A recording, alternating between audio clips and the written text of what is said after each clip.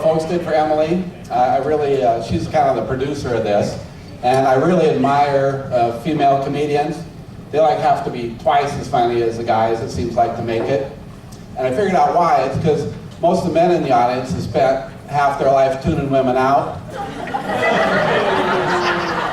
And the women in the audience are jealous of the attention she's getting. We had a plumbing job the other day, and we were looking at the Roto-Rooter invoice. On the bottom, it said, "Follow us on Facebook." Roto-Rooter, follow us on Facebook. What kind of a mom's basic billing, unemployed loser geek follows Roto-Rooter on Facebook?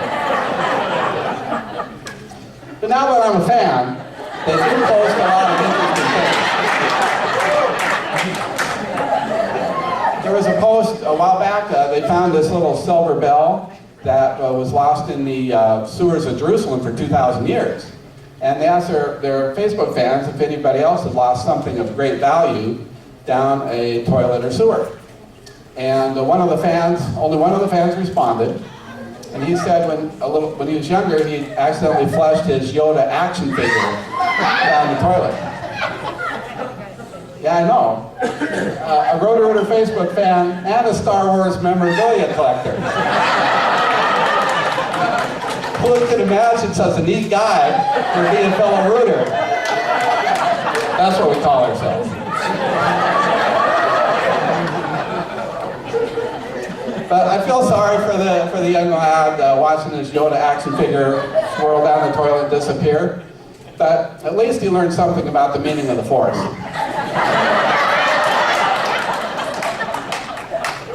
Another thing you might not know, they have a ride-along program.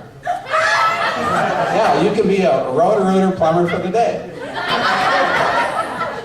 What they didn't tell you about, though, is the hazing ritual. They make you climb through 300 yards of sewer and muck and filth and stuff, kind of like Tim Robbins in the movie. Roto-Rooter calls it the Shawshank Initiation.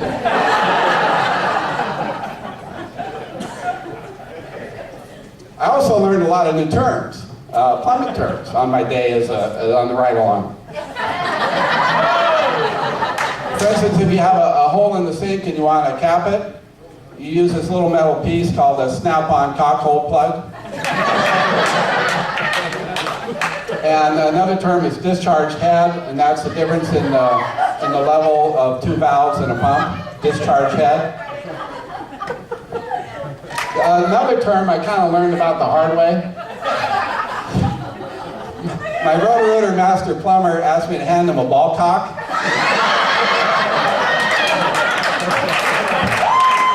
I was so embarrassed when I found out later it's a valve in the toilet that regulates water level. Luckily, he had a snap-on cockhole plug. Otherwise, he might have had a discharge head problem.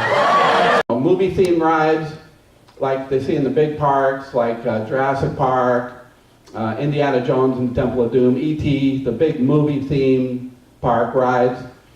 But they're kind of on a slim budget, so I heard their new ride at Silverwood's going to be the Hunger Games.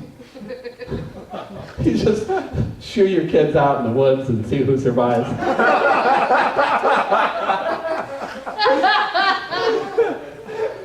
It's going to be right between the Apollo 13 exhibit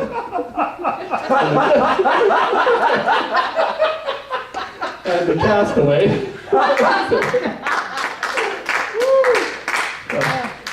I don't care if you put Apollo 13 label. It's just a big clothes dryer with 3 seats in it.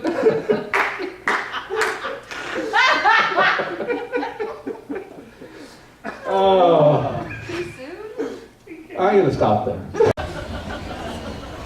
So I was reading my AARP magazine the other day, and I learned that all through a life, a man's ears and nose keeps growing through his whole life. I knew I was getting uglier, but now I know why. Does that seem fair, guys, that your ears and nose keep growing? That's not fair. Should be your penis. It should be your penis.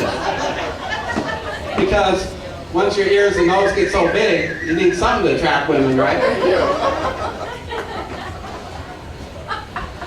I mean, Dobby never gets laid in the Harry Potter book.